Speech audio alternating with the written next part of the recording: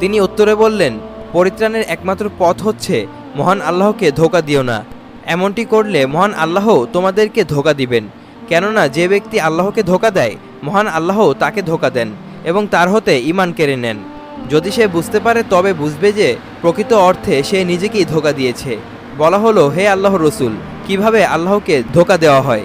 তিনি বললেন, মহান আল্লাহ যে কর্ম সম্পাদনের উদ্দেশ্য তোমাদেরকে দিয়েছেন তা তোমরা সম্পাদন করো, কিন্তু তোমাদের উদ্দেশ্য হচ্ছে আল্লাহ ব্যতীত অন্য কেউ। অতঃপর বললেন, তাকওয়া অর্জন করো এবং লোক দেখানো হতে দূরে থাকো, কেননা লোক দেখানো বা রিয়া হচ্ছে মহান আল্লাহর সাথে শিরক করা। লোক দেখিয়ে কর্ম সম্পাদনকারীকে কিয়ামতের দিন 4টি নামে ডাকা হবে: হে কাফের, হে পাপাচারী, হে ধোঁকাবাজ, হে ক্ষতিগ্রস্ত। তোমার সকল কর্ম ধ্বংস হয়ে গেছে এবং তোমার সকল সওয়াব বাতিল হয়ে গেছে।